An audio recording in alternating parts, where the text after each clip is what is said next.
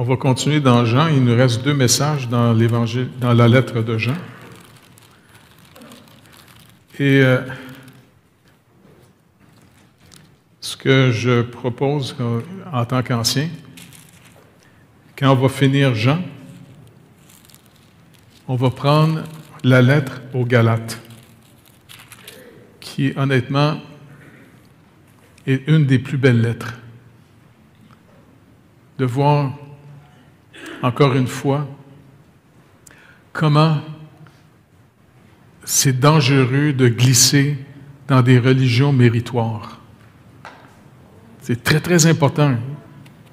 Et puis vous allez voir que même Paul, qui a été appelé par le Seigneur et qui a carrément gâché sa vie humaine pour aller annoncer l'Évangile partout, il ne s'est pas installé confortable dans la vie. Tu sais, il aurait pu le faire. Et puis c'est quand il était rendu en Galatie, qui est un peu aujourd'hui la Turquie, là, il a annoncé l'Évangile. Et malheureusement, vous allez voir dans la lettre que des Juifs qui s'étaient supposément convertis à Christ, mais qui n'avaient pas compris, ont été jusqu'en Galatie pour essayer de dire aux païens, non, vous devez vous attacher et devenir des Juifs. Vous faire circoncire, puis d'observer les fêtes en Israël, puis d'observer tous les commandements de Moïse. Ces pauvres messieurs-là, vous allez le voir, bien, c'était souvent des sacrificateurs, comme dans Acte 6, qui s'étaient convertis. Mais en se convertissant, c'était quoi leur problème quand ils se convertissaient à l'œuvre de Jésus-Christ, d'après vous? Dans ce temps-là, le gouvernement ne fournissait pas d'assurance chômage. Les gars étaient éclairés de leur job. Il n'y avait plus. Puis c'était des hommes très narcissiques, parce qu'ils faisaient partie de le haut de la société de l'époque. Et là, pour devenir croyants, ils devaient devenir du monde ordinaire. Les autres, là, ils n'étaient pas capables. Ça devait faire travailler leurs intestins. Tu sais, surtout des grandes vedettes qui deviennent du monde ordinaire, à moins de découvrir l'amour de Dieu pour nous. C'est des gens qui veulent garder la première place et ils ont tout fait pour scraper la réputation de l'apôtre Paul, pour faire semblant qu'il n'était pas un apôtre. Et on va voir pourquoi Paul était vraiment un apôtre. En tout cas, vous allez voir, Galates, c'est vraiment un livre très intéressant. Mais on va continuer dans Jean. N'oubliez pas, quand on lit la parole de Dieu, il faut réaliser, c'est le Seigneur Jésus qui nous parle. C'est Dieu qui nous parle par sa parole. Ce n'est pas des hommes qui, par philosophie ou par inspiration personnelle, ont écrit, poussés par le Saint-Esprit. C'est Dieu qui nous parle par sa parole. Et c'est pour ça que le Seigneur nous rappelle, le juste vit par la foi. Et la foi, elle vient de ce qu'on entend vient de la parole de Christ. Et c'est pour ça, est-ce que vous avez déjà réalisé, Jésus dans le désert, n'oubliez pas, il s'est fait humain. Moi, j'ai hâte de le rencontrer. Tu sais, c'est sûr, rencontrer Dieu, ça va être un phénomène, mais je ne sais pas comment on va le rencontrer, Dieu, parce qu'il est esprit, hein, comme on parlait un matin. Vu qu'il est esprit, on va-tu le voir? Mais par contre, assis à côté de son Père, Jésus est monté, ressuscité, et il est assis en être humain sur le trône à côté du trône de Dieu. Hey, c'est pas capotant, ça? Et quand on va mourir, au moins je vais rencontrer mon grand frère Jésus, qui s'occupe de nous autres ici d'une manière incroyable. Hey, j'ai hâte de le rencontrer. Ça va être trop... Ah oui! Non, je vous le dis, je ne suis pas suicidaire pantoute. Pensez pas que je suis suicidaire, tu sais. Je sais que plein de places que je prends, je parle toujours de la mort. Puis les gens qui capotent, ils ne comprennent pas, tu sais. Même à la Trinité, hein. Il y en a un qui rit à 3 fois, il dit « Jeff, va nous encore parler de la mort, tu sais. » Parce que, regardez, l'apôtre Paul nous dit « Attachez-vous aux choses d'en haut, pas aux choses d'en bas. Parce que tout ce qui est en bas, ça passe. » En tout cas, notre frère, je suis content que le Seigneur ait fait que tu n'as pas passé. Tu es avec nous autres encore. Hey, c'est pas n'importe quoi. Est-ce que tu es arrivé là, hein? T'étais-tu un petit peu nerveux? T'es pas habitué de mourir, hein?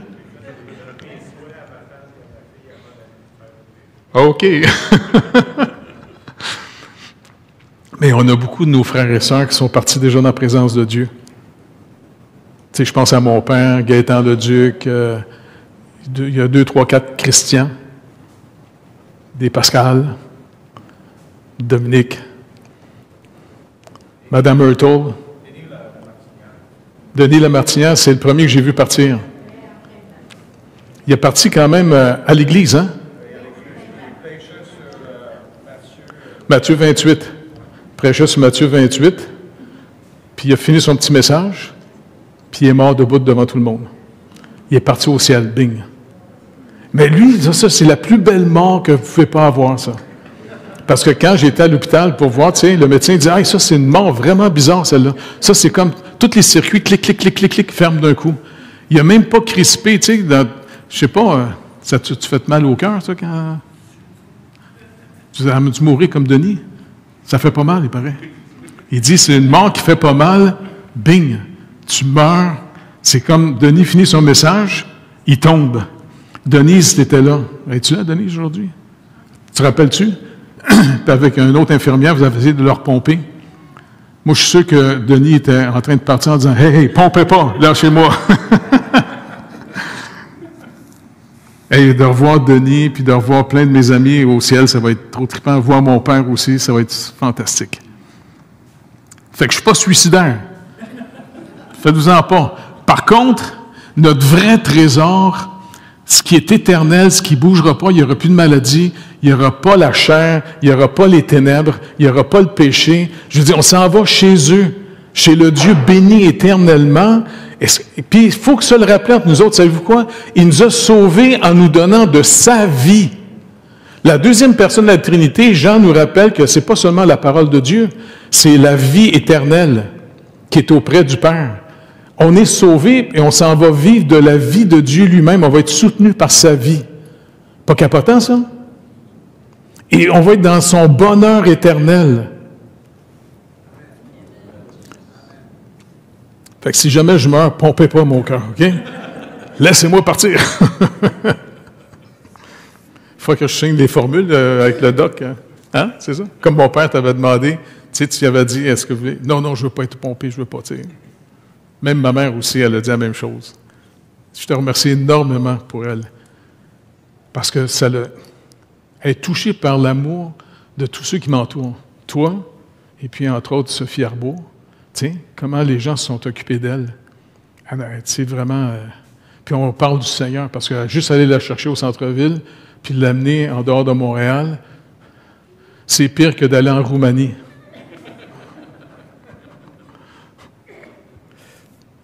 Bon, on est... OK, il faut que je me calme, là. 1 Jean 5, des versets 6 à 13.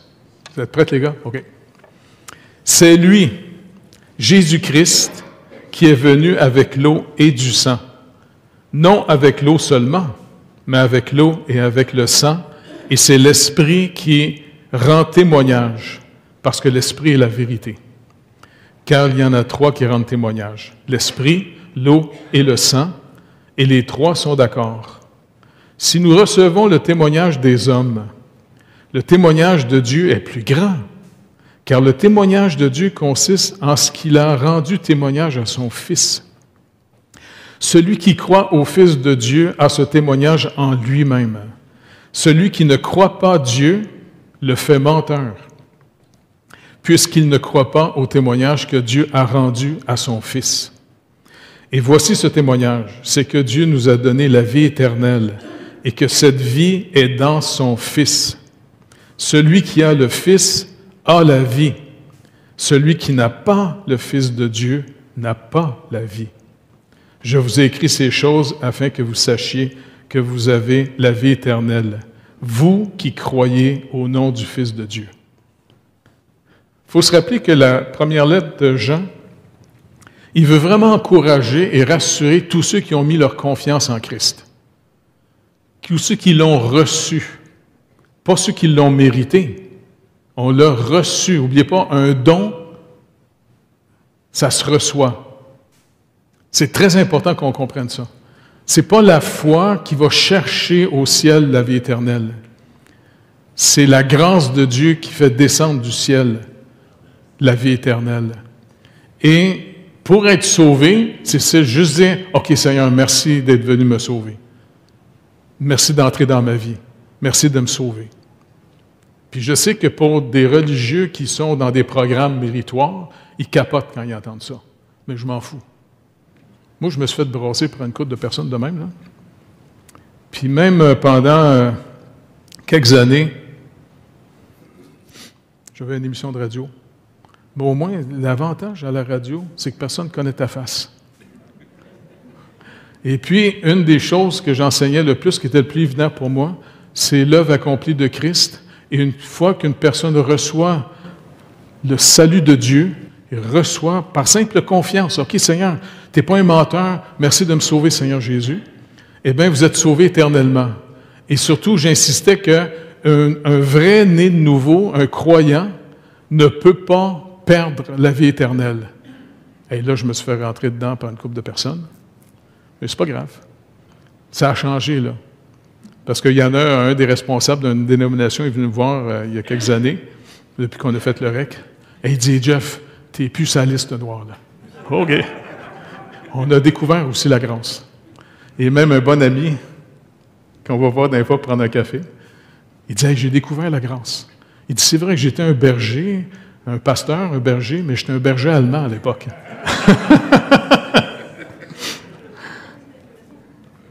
Écoutez, c'est tellement rassurant de savoir que Dieu nous aime pour vrai.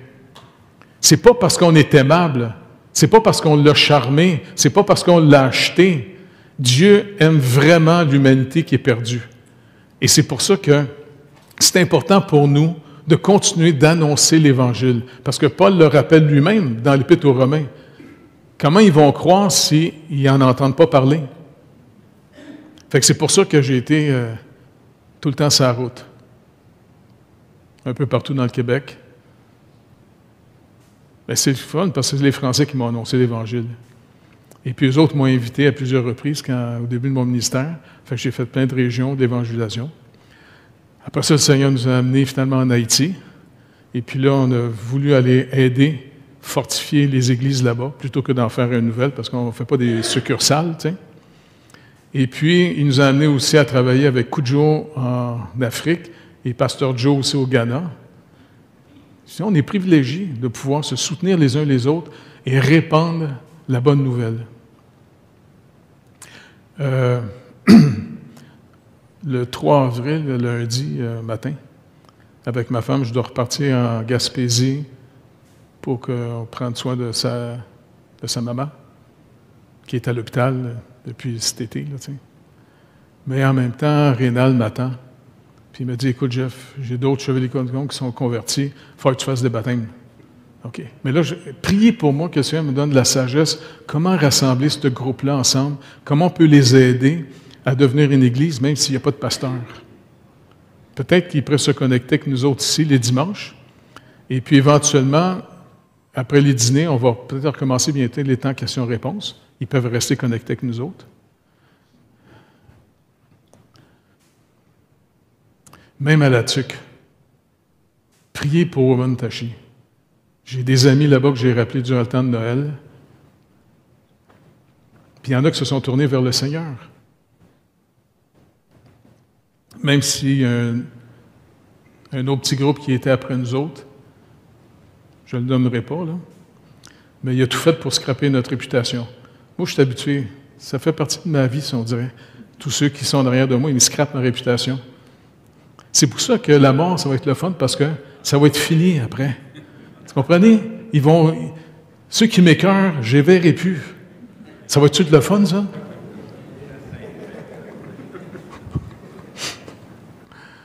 Et non, de toute façon, au Québec, malgré finalement les athées qui vraiment se réjouissent de trouver toutes les fautes de l'ancienne administration chrétienne. Dernièrement, aux nouvelles, vous avez entendu que M. Jean Vanier, là, qui avait fait l'arche. Il s'occupait des gens, des personnes qui avaient des problèmes de retardés, problèmes mentaux, là, quelque chose de genre. Fait que là, ils ont sorti la réputation en disant il paraît qu'il aurait abusé des femmes. Hey, on avait-tu besoin d'entendre une affaire de même? Je vous demanderai de continuer à prier pour l'archevêque de Montréal, M. Christian Lépine. C'est un gars que j'aime bien en passant. Puis que Dieu puisse le bénir et surtout le protéger. OK? Parce que je sais que c'est une folie là, dans ma tête, là. Mais moi, j'aime ça rassembler les dénominations, comme on a fait avec les évangéliques. Avant, entre nous et les évangéliques, là, hein, on était tous des compétiteurs, les uns contre les autres. Toutes les églises aimaient ça toujours trouver les défauts d'une autre église pour les planter. L'Astor, c'est fini, on est devenus des amis. Et puis, j'en ai parlé dernièrement avec nos amis là-bas. J'ai dit, écoutez les gars, on devrait même voir les autres chrétiens, catholiques, orthodoxes, maronites, comment on se retrouve ensemble pour devenir des amis. Et entre amis, ça va être plus facile de se rapprocher de plus en plus des Écritures. Parce que, puis je vais dire même aux catholiques, faites-vous-en pas, il n'y a pas juste vous autres qui avez des traditions. Même chez les évangéliques, il peut y avoir des traditions, des fois, d'imbéciles. Parce qu'on a ça tout en commun, d'être des épais. Et c'est pour ça qu'en retournant continuellement aux Écritures, on fait du nettoyage. C'est tout. Non, c'est pas encourageant, ça, d'être des épais, sauvés par un Dieu qui nous aime, qui est toute sagesse. On a-tu besoin de lui, un peu? Pas mal, hein? Et que, surtout, qu'on ne salit pas son nom, car c'est le seul nom donné aux hommes par lequel, en l'invoquant, ils peuvent être sauvés. OK, il faut que je revienne au texte, excusez-moi.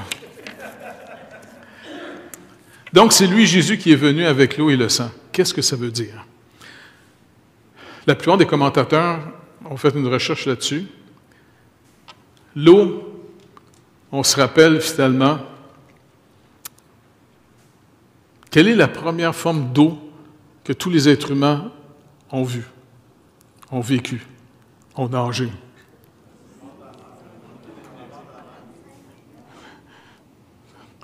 Quand nos mères nous ont accouchés, ils ont perdu leur eau d'abord. Ça veut dire qu'on se baignait dans le ventre de notre mère, on se nageait, on faisait, tu sais. C'est la première eau qui est sortie. Mais le témoignage que son père va lui rendre, c'est au baptême de Jean. Et c'est intéressant de voir que il dit finalement qu'il a été voir Jean en disant « Je m'en viens de faire baptiser ». Puis Jean, qu'est-ce qu'il dit? Quand il a vu Jésus arriver, là, tu sais, pour être baptisé. « Ah non, je ne suis pas digne de te baptiser, c'est toi qui vas me baptiser. » Le Seigneur dit « Non, faisons ce qui est juste. » Et ça, c'est intéressant, parce qu'il est en train de rappeler à Jean, « Écoute Jean, quand mon Père t'appelle à un ministère, quand il appelle quelqu'un, il justifie.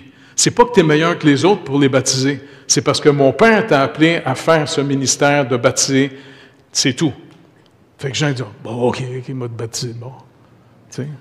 Fait qu'il a baptisé Jésus, il devait être nerveux un peu quand même. Tu sais? Et puis, comment?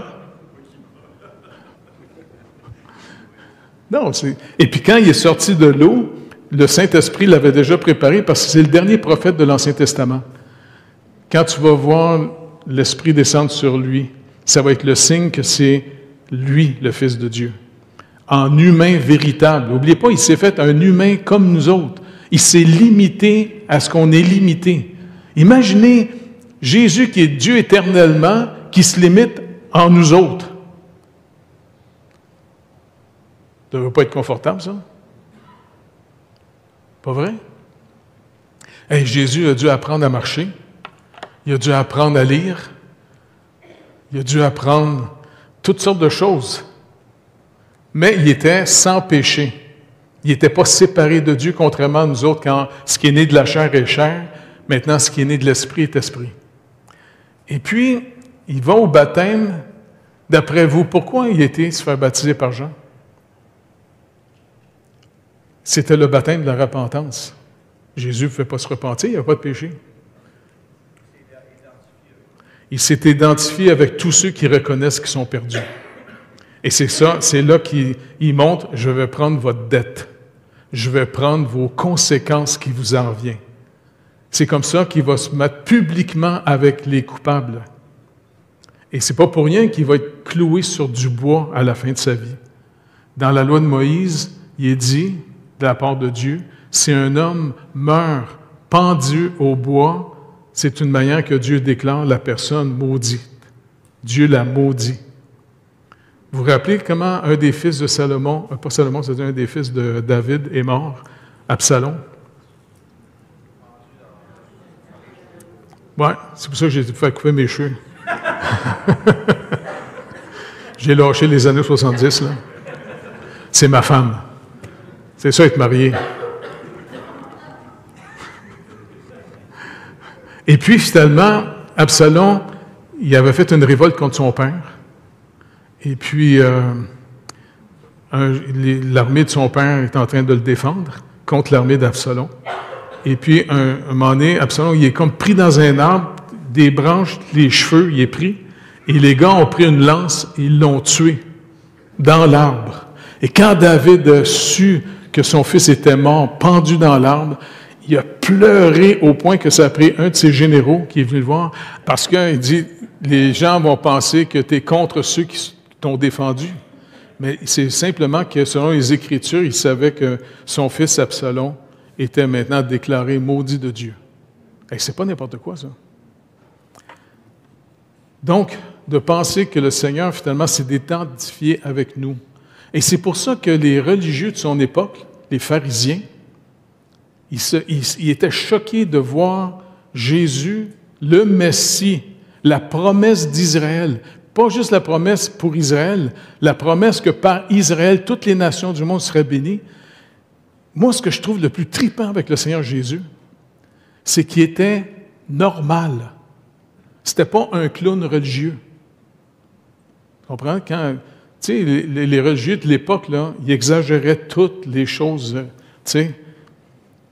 S'il avait été dans cette époque, il aurait sûrement mis des petites lumières allumées, là, tu sais, qui flashent, là, tu sais, pour être remarqué. Puis comme il dit, vous autres, là, quand vous allez dans les synagogues, là, vous aimez ça, prendre la première place. Vous voulez être reconnu par tout le monde. Et là, le Seigneur leur montre, Jésus avait vraiment un amour et une compassion pour nous autres véritable. Il se tenait avec le peuple. Il se tenait avec des gens qui n'étaient pas instruits par l'élite, qui avaient gardé l'information juste pour eux autres contre le peuple. Il a montré un amour propre, un amour pour l'autre, l'amour agapé, pas l'amour éros. Vous savez, éros, c'est pas juste la sexualité. L'amour éros, c'est un amour de besoin. Tu sais? Qui, par exemple, aime manger? Mais pourquoi on aime manger? Là, je sais que c'est bon. C'est parce qu'on a faim. Mais un coup que tu as fini de manger, normalement, tu n'es plus supposé. Bon, ça dépend. Il y en a du monde qui sont alcooliques de la nourriture, là. Mais normalement, quand tu as pu te manger, tu n'as plus faim. Et c'est pour ça que finalement, agapé, ce n'est pas un amour qui demande. Agapé, c'est un amour qui déborde sur l'autre, qui prend plaisir à donner. C'est pour ça que Jésus dit, il y a plus de bonheur à donner qu'à recevoir. Mais écoute, il faut que tu reçoives pour... On est tellement aimés de Dieu, il s'occupe tellement de nous autres, que ça fait de nous que normalement, un des fruits de l'Esprit, c'est de déborder pour aider les autres plutôt que de réclamer des autres. Je sais que les diacres ont été souvent nerveux que je prêchais pas assez sa dîme. Hein? Hey, tu prêches pas assez sa dîme, il faut que tu prêches sa dîme. Non, moi, j'aime pas ça demander de l'argent. C'est intéressant parce que de toute façon, si le projet est de Dieu, on va juste parler du projet, on ne parlera pas du budget, on va voir qu'est-ce que Dieu va nous donner. Et c'est le fun parce que souvent, le montant qu'il nous faut est rentré sans même qu'on vous dise combien qu'on avait besoin. Hey, moi, je triple là-dessus. Pas le fun, ça? Tu sais, je n'ai pas besoin de vous écœurer avec l'argent. Et puis, finalement, le Seigneur veut nous rappeler une chose, je me suis identifié avec vous. avec tous ceux qui reconnaissent qu'ils sont perdus. C'est ça la repentance. Oui, je reconnais que je suis perdu. Je ne suis pas capable de rencontrer les exigences de Dieu. Tu as raison. En passant, si vous annoncez l'Évangile à quelqu'un qui dit « Non, non, moi, j'aime pas la religion. Moi, je ne suis pas capable. Là. Non, non, je ne suis pas bon. Moi, là. » Tu dis « Pas de problème. Jésus est venu sauver ce qui est perdu. » Non, non, mais regarde, pas de problème. Va y dire « Tu as raison, j'aime pas être bon. » Et Jésus est venu sauver ce qui est perdu. Ça commence dans la vérité, dans sa lumière. Moi, je me rappelle, tu sais, quand je suis revenu de mon trip de la Nouvelle-Écosse, tu sais, puis Nouveau-Brunswick, puis que j'avais demandé au Seigneur s'il existait. Tu sais, est-ce que nous autres, au Canada, on a le vrai Dieu? Puis, tu sais, j'ai dit, gars, je vais te demander que je ne suis pas bon. Et moi, j'ai toujours appris quand j'étais petit que tu réponds juste au Saint. Pas sûr que tu vas me répondre. Mais regarde, je vais te le demander pareil. Parce que j'avais lu dans l'Évangile de Jean que c'était de dit Jésus que ce qu'on demanderait en ton nom, tu vas le donner. Jean 14, 14. Bon, regarde. Je repasse à la route. Je vais te demander quelque chose de bien concret. Pas de vision, pas d'entendre des voix. Parce que, tu sais, il y a des pilules pour ça, là. Et puis, j'ai eu une petite jeunesse un peu mêlante, avec des visions artificielles. Je vais te demander quelque chose de bien, bien simple, bien concret. Peux-tu t'occuper de moi, de me nourrir? Et puis, le Saint s'est occupé de moi d'une manière incroyable. Mais, je vous le dis, ça m'a fait peur. Surtout le matin, quand j'ai vu un pain à côté de moi, dans le bois. Hey, j'ai capoté bien raide, j'ai dit, oh. Tu sais, c'est comme dans ma tête, j'avais un mauvais concept de c'était quoi la vie chrétienne. Puis, tu sais, j'avais peur que Dieu dise, tu vas t'en aller dans un monastère. Non. Moi, là, il faut que je me marie. Puis, je m'en vais pas faire du fromage à Oka, c'est pas vrai. Fait que, en revenant, j'ai essayé d'être gentil parce que c'est comme ça que j'avais été éduqué dans ma vie chrétienne. Juste ceux qui sont bien, bien gentils vont pouvoir entrer au ciel, sinon, vous en allez dans le purgatoire, purger le restant. Puis là, j'ai dit, OK, il faut que je sois gentil. Puis là, à un moment donné, après une semaine seulement, là, tu sais, j'avais commencé à retourner à l'église catholique de mon quartier. Puis je trouve ça tellement ennuyant, tu sais. Puis là, dans ma tête, je me rappelle, j'étais assis, puis je disais, « Hey Dieu, t'es pas niaiseux. T'es pas un épais. Tu dois bien voir que je fais semblant d'aimer les autres juste pour être sauvé. Je les aime pas pantoute. Je m'aime moi là, pour faire ça aux autres. Calvin, tu vas m'écraser comme une coquerelle. » Puis je suis parti. Parce que je me dis, j'abandonne. Je ne suis pas capable d'être un vrai chrétien. Je suis un fake. Je ne veux pas être un acteur. Et c'est ce que Jean condamne ici, dans sa lettre. Faites attention aux acteurs, ceux qui se disent chrétiens, mais qui ne vivent pas du tout l'effet de la nouvelle vie. Puis malheureusement, au travers de toute l'histoire, même d'Israël et l'histoire de l'Église, il y a eu plein de faux. Et ça a sali le nom du Seigneur tout le long. Rappelez-vous que Dieu a dit, même à Israël, « Mon nom a été blasphémé parmi toutes les nations à cause de vous. » Donc, s'il vous plaît, demandons au Seigneur au moins d'être du monde bien ordinaire, mais au moins de ne pas salir son nom, de rester. Et puis finalement, son Père va rendre un témoignage incroyable. Parce que dès que Jésus a été baptisé, il sort de l'eau, il va voir le ciel s'ouvrir, Jean-Baptiste, et l'Esprit de Dieu descendre comme une colombe venir sur lui. Maintenant, pourquoi, d'après vous, que le Saint-Esprit a décidé de s'illustrer en colombe qui descend sur lui? Qu'est-ce que ça pourrait vous rappeler? Ben, Noé, il attendait la nouvelle terre, là. À part ça. Comment? Prince de paix, dans quel sens? Mais est-ce que vous savez, au tout début de la création, l'Esprit de Dieu planait au-dessus des œufs, des ténèbres? Est-ce que vous réalisez que Jean est en train de nous rappeler que par cette illustration, Jésus, en s'incarnant en être humain, il est la présentation que Dieu a commencé la nouvelle création. en s'incarnant, en devenant humain. Et quand il va mourir, a aimé pour racheter. C'est très rassurant. Je vous dis, les Écritures, là, c'est les Écritures qui donnent la vraie interprétation. Faites attention de vivre de vos propres interprétations des choses de la vie. Ça, c'est la lumière qui va nous aider. Donc, le Saint-Esprit est venu rendre témoignage. Et pourquoi il n'est pas venu juste avec l'eau? Il n'est pas venu juste nous amener une religion améliorée. Il est venu pour s'identifier avec nous et il est venu aussi avec le sang. Il fallait qu'il meure, cloué sur du bois devant tout le monde, humilié devant tout le monde, rejeté par... C'est quand même intéressant de savoir que Jésus-Christ a été rejeté par ceux qui se pensaient les meilleurs d'Israël, meilleurs que des autres nations du monde. C'était des narcissiques chroniques, pervers, pas à peu près. Et c'est pour ça que Dieu dit dans sa parole à plusieurs reprises, « Je résiste les orgueilleux, mais je vais faire toujours grâce aux humbles. » Celui qui est humble, c'est celui qui voit finalement en disant, « Tu as raison, je ne suis pas capable de fournir ce que tu demandes. Si tu es venu sauver ce qui est perdu, bien j'arrive. » Et c'est comme ça que le Seigneur nous sauve. Il n'est pas venu dire, « Ah oui, je vais te sauver toi parce que tu le mérites vraiment. » On ne mérite pas d'être sauvé. Et c'est ça qui fait que l'Évangile, le zèle de l'Évangile, par la grâce de Dieu qu'on était les sujets, ceux qui annoncent le plus l'Évangile, c'est ceux qui restent toujours conscients tous les jours à quel point Dieu nous a sauvés par pure grâce. Il ne nous a pas sauvés parce qu'on est meilleur que les autres.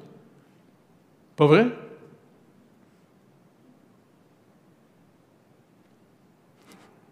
Non, je sais que vous êtes bien gentils, là.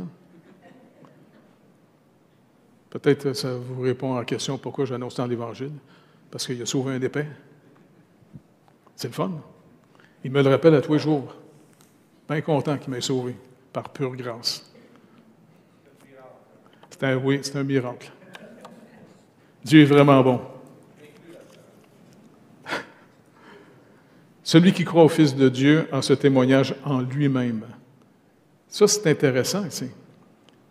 Qu'est-ce que ça veut dire quand Jean dit « Ceux qui croient que vraiment Jésus, c'est le Fils de Dieu, que vous croyez en lui, vous avez ce témoignage maintenant en vous-même. » Paul nous rappelle dans Romains 8, 16, « L'Esprit lui-même rend témoignage à notre esprit que nous sommes enfants de Dieu. » Et c'est quand même spécial, ça.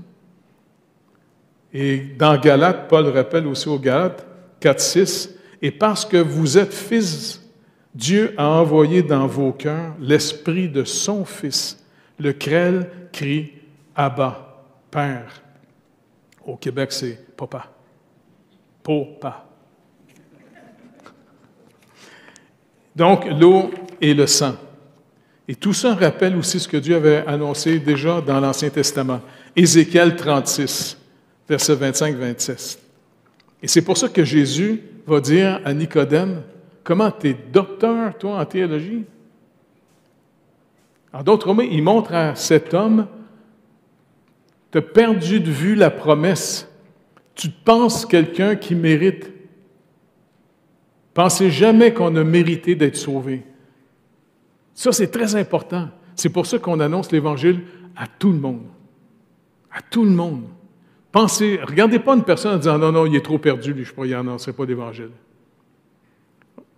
C'est pas vrai. C'est dangereux. Même il y a des fois, malheureusement, les institutions chrétiennes, quelquefois, n'ont pas annoncé l'Évangile dans certains pays en disant non, à cause de leur religion, à cause de leur manière, ils sont maudits. Non. Toute la terre, on annonce l'Évangile à tout ce qui bouge. Ça, c'est vital. Pardon? Oui, Jonas, il a craqué un moment donné. Mais quand le Seigneur il a montré en disant, regarde, Dieu il a montré qu'il avait compassion des gens de Ninive. Il rappelle, c'est des gens qui sont ignorants. En d'autres mots, c'est comme s'il a rappelé à Jonas en tant que Juif, c'est vous autres qui contenez la promesse au milieu des peuples. Fait que, OK. Et puis, ça a choqué Jonas parce qu'il n'était pas écouté par son peuple, mais les gens de Ninive se sont tous repentis. Il a capoté bien raide. Mais ils ont été épargnés. J'ai hâte de le rencontrer, Jonas aussi. Là. Je ne sais pas s'il va rester un algue encore sur le bord d'oreille. Dans Ézéchiel 36, 25-27, Ézéchiel nous rappelle ce que le Seigneur nous dit. « Je répandrai sur vous une eau pure, et vous serez purifiés. Je vous purifierai de toutes vos souillures et de toutes vos idoles. Je vous donnerai un cœur nouveau, et je mettrai en vous un esprit nouveau. J'ôterai de votre corps le cœur de pierre, et je vous donnerai un cœur de chair. Je mettrai mon esprit en vous, et je ferai en sorte que vous observiez et pratiquiez mes lois. » C'est pour ça que Jésus dit, « Si vous m'aimez, gardez mes commandements. » C'est comme deux commandements, ce qui se résume en deux commandements. Croire en son œuvre à lui, pas croire dans ce qu'on fait. Faites attention de ne jamais parler en méprisant les autres par rapport à ce que Dieu nous amène de faire. OK? Ça, c'est très important. C'est pour ça que dans la parole, puis les réformés ont fait un nettoyage. Ils ont dit « À Dieu seul la gloire ». Puis peu importe comment le Seigneur va vous utiliser, s'il nous utilise, c'est par pure grâce. C'est lui en nous. C'est pour ça que Paul va rappeler aux Galates, c'est pas moi qui vis, c'est Christ qui vit en moi. Et ça, c'est quelque chose qu'il faut découvrir entre nous tous, selon les dons que Dieu nous donne à chacun. C'est Christ qui vit en nous. Après ça, Jean 19, 34, il dit, « Mais un soldat lui perça le côté quand Jésus est sur la croix, avec une lance, et aussitôt il sortit du sang et de l'eau. » Jean était là. Parce que vous vous rappelez, quand Jésus est sur la croix, sa mère est là, puis les autres. Et puis Jean est là aussi. Il dit, « Jean, c'est ta mère. Marie, c'est ton fils. » C'est comme si Jésus est tellement responsable qu'il va déléguer à Jean de s'occuper de sa mère. Tu sais, comment il va s'en occuper pour le restant de ses jours. Mais quand Jean le voit que le Romain va prendre une lance pour le percer, pour être sûr qu'il est mort, il sort de son côté du sang et de l'eau. Tu sais, sang et l'eau. Hébreux 9, 11 à 15 nous dit, « Mais Christ est venu comme souverain sacrificateur des biens à venir. Il a traversé le tabernacle le plus grand et le plus parfait, qui n'est pas construit de main d'homme, c'est-à-dire qui n'est pas de cette création. Et il est entré une fois pour toutes dans le lieu très saint, non avec le sang des boucs et des veaux, mais avec son propre sang, ayant obtenu une rédemption éternelle. Car si le sang des taureaux et des boucs et la cendre d'une vache répandue sur ceux qui sont souillés sanctifie et procure la pureté de la chair, qui était dans l'image dans l'Ancienne Alliance, combien plus le sang de Christ, qui, par un esprit éternel, s'est offert lui-même sans tache à Dieu, purifiera-t-il notre conscience des œuvres mortes, afin que vous serviez le Dieu vivant. Et c'est pour cela qu'il est le médiateur d'une nouvelle alliance, afin que, la mort étant intervenue pour le rachat des transgressions commises sous la première alliance, ceux qui ont été appelés reçoivent l'héritage éternel qui leur a été promis. Et Galates, Paul finit en disant, « Christ nous a rachetés de la malédiction de la loi, étant devenu malédiction pour nous, car il est écrit, « Maudit est quiconque est pendu au bois, afin que la bénédiction d'Abraham eut pour les païens son accomplissement en Jésus-Christ et que nous reçussions par la foi l'Esprit qui a été promis. » Donc, on a un héritage absolument incroyable. Donc, on devrait continuer à demander au Seigneur, « Seigneur, s'il vous plaît, rends-nous conscients de ce que tu nous as donné. Rends-nous conscients que tu vis en nous. Qu'est-ce que ça veut dire? » Ayez pas peur de poser des questions au Seigneur. C'est vital pour sortir souvent de, tu sais, je ne sais pas comment je pourrais vous dire, le décor dans lequel on a été élevé. Et c'est comme ça qu'on va apprendre à marcher avec le Seigneur dans ses œuvres. Et ça, c'est fascinant.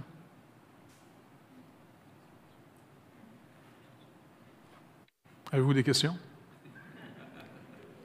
Tout le monde a compris? Great. On remet ça au Seigneur? OK? Seigneur, on peut juste se remettre à toi. Car Seigneur Dieu, d'abord, tu es un mystère pour nous. Parce que tu nous dis qu'il n'y a qu'un seul Dieu, mais en même temps, ta parole nous révèle que vous êtes 3 personnes. Vous n'êtes pas 3 dieux, il y a un seul Dieu. Et toi, Père, tu nous as tellement aimés avant même la fondation, avant la création du monde. Seigneur, c'est un mystère pour nous autres. Comment tu nous connaissais? On n'était même pas nés.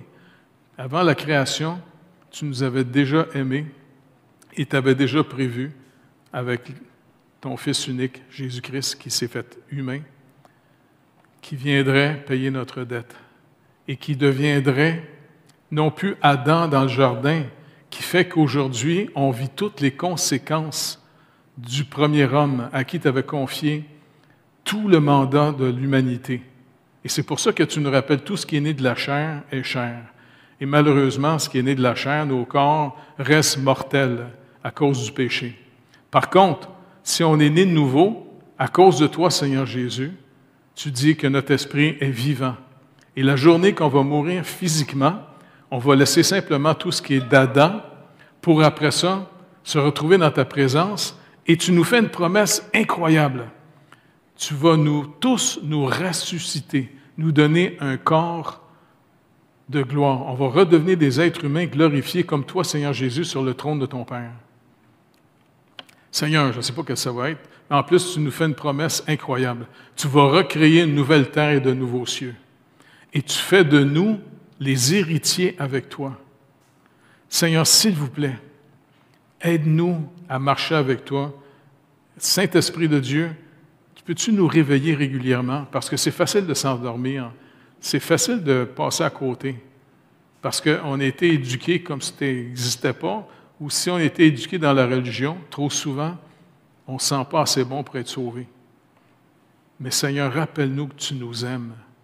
Tu nous aimes pas parce qu'on est si aimable. Tu nous aimes afin que maintenant on puisse répondre à ton amour. Et plus on reçoit ton amour, plus on t'aime. Et plus tu remplis notre cœur de ton amour, parce que Saint-Esprit de Dieu, Paul nous rappelle que le fruit que tu produis dans nos vies, pas pour être sauvé, parce qu'on est sauvé, parce qu'on a une nouvelle nature. Tu dis que le fruit que tu produis, c'est l'amour. Et dans cet amour, il y a la paix, il y a la joie, il y a la patience. On s'occupe les uns des autres. Et puis, comme tu le dis, Seigneur Jésus, c'est vrai, on prend plus de joie et de bonheur à donner qu'à recevoir aux autres. Et quand tu nous donnes les moyens de le faire, et comme Paul le rappelle aux Corinthiens, on ne le fait pas pour être en détresse, quoique ceux qui ont marché avec toi, Seigneur Jésus, Paul, Pierre, toute la gang, hey, Seigneur, ça a gâché leur vie humaine. Ils se sont tous fait massacrer, tuer, parce qu'ils ont dit la vérité à un monde qui ne veut pas l'entendre, la vérité. Fait que Seigneur, s'il vous plaît, veille sur nous à ce qu'on ne salisse pas ton nom, parce qu'au Québec, malheureusement, ton nom est de plus en plus sali par les médias. Seigneur, Père, il y a juste toi qui peux glorifier le nom de ton Fils, en faisant des choses que les gens vont être obligés de reconnaître que ce n'est pas naturel ce qui est arrivé. Et surtout les libérations que tu fais dans nos propres vies. Parce que tu es venu pour nous libérer du péché, nous purifier, nous laver et nous faire marcher en sainteté de vie parce que tu as vraiment payé cher pour qu'on puisse maintenant être en sécurité auprès de toi. Et Seigneur Jésus, tu l'as dit, je serai avec vous tous les jours. Fait que tu es ici, Seigneur. Fait que c'est à toi que je parle parce que c'est juste toi qui peux le faire. Et quand tu fais quelque chose dans nos vies, vraiment, on le voit que c'est toi qui l'as fait. Et je te remercie énormément que depuis que tu me fais revenir ici au Québec, tu m'as vraiment montré que tu peux utiliser des faibles, moi le premier, des peureux. Seigneur, je te demande encore, donne-moi ton courage. Et accorde-nous ta sagesse pour qu'on discerne aussi ta volonté, afin qu'on marche dans les œuvres que tu as préparées. C'est comme ça qu'on va te connaître et qu'on peut te faire connaître aux autres. Tu es le seul nom donné à toute l'humanité par lequel on peut être sauvé. Fait que Seigneur, s'il vous plaît, agis au Québec. Peux-tu revisiter le Québec, malgré, Seigneur Dieu, toute la propagande haineuse contre toi qu'il y a. S'il vous plaît, Seigneur. Et merci pour l'amitié que la plupart des chrétiens de plus en plus ont vit. Puis je te prie aussi encore une fois pour mon ami Christian Lépine, parce que c'est un bibliste, que lui-même, Seigneur Dieu, que ta parole puisse revenir et qu'il soit un réformateur de l'Église catholique au Québec. Vraiment qu'il ramène tous les catholiques à ce que tu dis dans ta parole et qu'ils puissent faire le nettoyage de toutes les traditions qui ont été ajoutées qui ne sont pas dans la parole, surtout le Concile de Trente. Bien, Seigneur Dieu, ça va lui demander bien du courage. Je ne sais pas s'il va être capable. Il va sûrement avoir peur. Parce que s'il perd sa job, il n'y a pas d'assurance chômage. Seigneur, s'il vous plaît, viens à son secours et toute son équipe. Et en même temps aussi avec les orthodoxes et aussi les maronites. Entre nous, chrétiens, qu'on puisse reconnaître que ce n'est pas la religion qui sauve. C'est toi, Seigneur Jésus. C'est toi qui nous sauves. S'il vous plaît, qu'entre nous tous, on puisse s'encourager à s'approcher de toi par ta parole, pas par nos traditions, puis pas par nos propres idées personnelles. S'il vous plaît, Père, je te le demande au nom de Jésus, parce qu'il y a juste toi qui peux nous sauver. Merci d'avance. Et merci pour tous ceux qui sont venus. Je sais que tu as monté le thermostat un matin jusqu'à -15. Mais quand même, c'est fun de voir que le monde a osé embarquer dans leur char pour venir un matin. Merci. Merci de bénir tout le monde ici et ceux qui nous écoutent aussi. Amen.